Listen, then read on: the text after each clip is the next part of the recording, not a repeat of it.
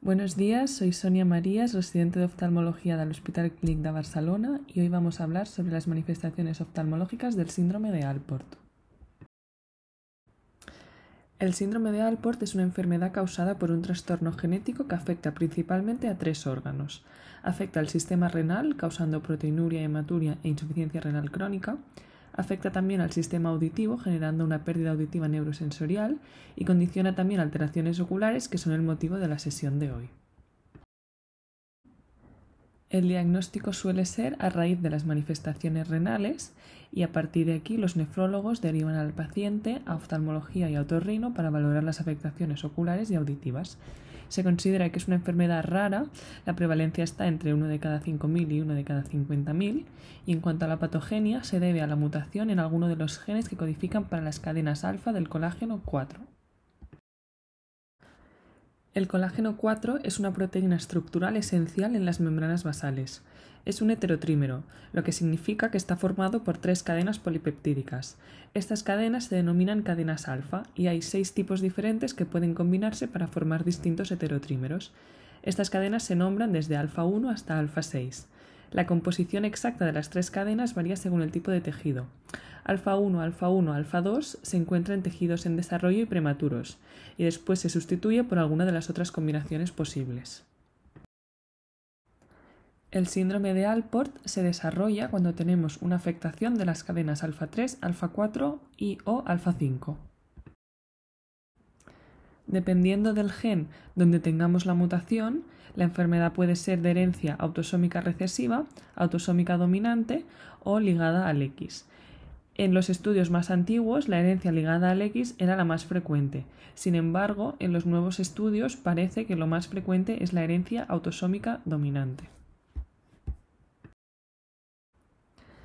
Específicamente, la cadena alfa 3, alfa 4, alfa 5 la encontramos en la membrana basal glomerular, en la cóclea y en distintas estructuras oculares. El mal funcionamiento de la cadena alfa 3, alfa 4, alfa 5 condiciona alteraciones en el sistema renal, auditivo y ocular. Existen más de 2.000 variantes genéticas que condicionan síndrome de Alport. En realidad es un espectro de fenotipos que va desde fenotipos más leves hasta fenotipos más graves. Las manifestaciones oftalmológicas las encontramos presentes en aquellos pacientes que tienen manifestaciones renales más graves. Manifestaciones oftalmológicas del síndrome de Alport. A nivel oftalmológico, el síndrome de Alport afecta a la córnea, al cristalino y a la retina. A nivel corneal, encontramos el colágeno 4 y específicamente la cadena alfa 3, alfa 4, alfa 5 a nivel de la membrana basal del epitelio y al nivel de la membrana de Descemet.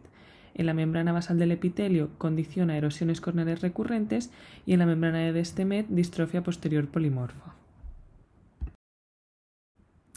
En esta imagen podemos ver una cicatrización leve causada por erosiones corneales recurrentes en un paciente con síndrome de Alport ligado al cromosoma X. En este caso podemos ver vesículas en forma de rosquilla características de la distrofia posterior polimorfa en un paciente con síndrome de Alport ligado al cromosoma X. Con microscopía especular del endotelio también podemos ver las vesículas con los bordes oscuros gruesos alrededor de las células endoteliales. A nivel del cristalino, el colágeno 4 lo encontramos en la cápsula del cristalino. La cápsula actúa como una matriz de soporte para las células epiteliales del cristalino anteriormente y para las células fibrosas posteriormente. Cuando tenemos un colágeno 4 ausente o defectuoso, aumenta la debilidad de la cápsula, causando divisiones parciales y pequeñas roturas. También aumenta la formación de cataratas. Podemos tener un lenticono anterior y también distintos defectos refractivos, especialmente astigmatismo y miopía. En estas imágenes podemos ver la comparación con microscopía electrónica de una cápsula anterior del cristalino de un paciente con síndrome de Alport con desgarros en comparación con una cápsula normal. El lenticono anterior es la protrusión del cristalino por la parte más anterior, que es la más débil, de la cápsula. Está muy asociado al síndrome de Alport e incluso algunos autores consideran que es patognomónico. Suele aparecer después de la insuficiencia renal crónica y condiciona una dificultad para enfocar, aumentando la miopía y el astigmatismo. En la exploración podemos ver el signo de la gota de aceite, también podemos ver sombras en tijera. Como una posible complicación podemos tener una ruptura espontánea de la cápsula anterior causando una uveitis facolítica. El lenticono deja de progresar cuando aparece la catarata y el tratamiento, tanto para el lenticono como para la catarata, sería la cirugía.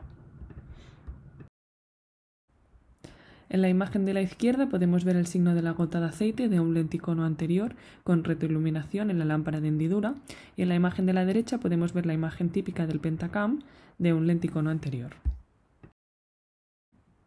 En estas imágenes podemos ver el lenticono anterior visto con lámpara de hendidura. El hecho de que la cápsula del cristalino sea más débil condiciona ciertas dificultades en la cirugía de cataratas. El grosor central de la cápsula anterior en pacientes con síndrome de Alport es de unas 4 micras aproximadamente, en comparación con 18 en un paciente sin síndrome de Alport. Además, al hacer la capsulorhexis, se genera un patrón especial en rueda de engranaje, no es un patrón lineal como estaríamos más acostumbrados a ver. Y además, la cápsula posterior también es más débil. A pesar de estas dificultades, la cirugía es una buena opción terapéutica y los pacientes acaban con una buena agudeza visual final. En el caso que debamos operar de catarata o de lenticono a un paciente con síndrome de Alport, es recomendable seguir estos tips quirúrgicos. Sería recomendable usar una anestesia peri o retrovulvar por posibles complicaciones quirúrgicas, realizar la incisión de la capsulorhexis en periferia media en lugar del centro, que sería la zona más adelgazada, conocer el patrón de capsulorhexis en rueda de engranaje, realizar una extracción de masas muy cuidadosa sin movimientos bruscos y no realizar pulido, rellenar muy bien el saco capsular de viscoelástico antes de insertar la lente para que evitar que la lente lo toque al entrar, y los últimos estudios apuntan que si es posible se podría realizar la capsulorhexis con láser de femtosegundos para minimizar el riesgo de complicaciones. La cadena alfa-3, alfa-4, alfa-5 del colágeno 4 en la retina la encontramos en la membrana limitante interna, en el epitelio pigmentario de la retina y en la membrana de Bruch. Las manifestaciones oftalmológicas del síndrome de Alport en la retina más frecuentes serían la retinopatía central o periférica, el adelgazamiento temporal y los agujeros lamelares o de espesor completo. La retinopatía central es menos frecuente que la retinopatía periférica. Se caracteriza por puntos y manchas dispersos de color blanco-amarillento. La agudeza visual es normal, con pruebas funcionales también normales, se puede ver una hiperreflectividad en la OCT y suele tener retinopatía periférica asociada, así como insuficiencia renal y lenticono. Se cree que es debido a una alteración de la membrana limitante interna y como no condiciona afectación de la agudeza visual ni evolución, no requiere tratamiento. La retinopatía periférica es más frecuente, se describe como parches asimétricos de puntos y manchas blanco-amarillentos confluentes y está peor definido. La agudeza visual y las pruebas funcionales también son normales, en este caso no siempre va asociado a retinopatía central y no se relaciona tanto con la membrana limitante interna, sino con una alteración del epitelio pigmentario y la membrana de Bruch, y en este caso tampoco requiere tratamiento. Aquí podemos ver imágenes de retinopatía central con este punteado blanco-amarillento perimacular y también periférico que está peor definido. En algunos casos podemos ver la mácula con forma de rombo por un contraste entre la zona afectada y no afectada. Esto sugiere un síndrome de Alport con manifestaciones renales más graves. Los agujeros maculares son poco frecuentes y es más común que sea lamelar que de espesor completo. Hay varias hipótesis sobre su origen. Una hipótesis sería que debido al defecto de la membrana de Bruch pudiera pasar fluido que generara pequeños quistes que acabarán siendo confluentes y esto asociado a una desestructuración y rotura de la membrana limitante interna acabará condicionando el agujero macular. Otra teoría es que debido a una membrana limitante interna afectada, esto condicionará una mayor susceptibilidad a tracciones vitreoretinianas. En comparación con los agujeros idiopáticos, estos son de mayor tamaño, pueden llegar a ser gigantes, la edad de inicio es más temprana y tienen mayor dificultad de reparación quirúrgica, así que les condiciona una disminución de la agudeza visual y metamorfopsia.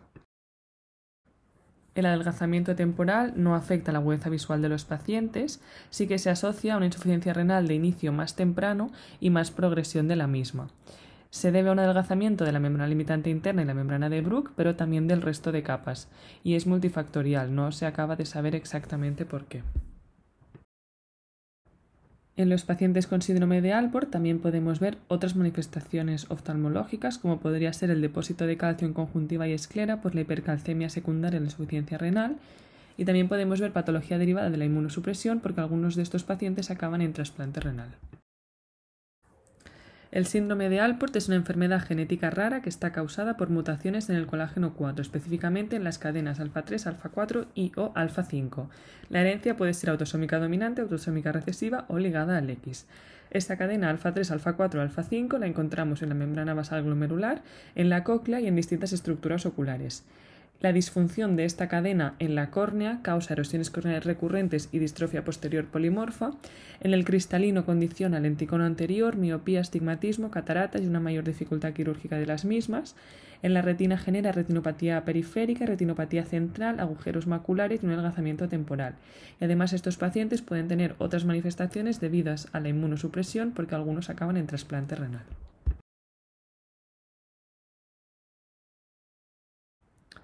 Muchas gracias a todos.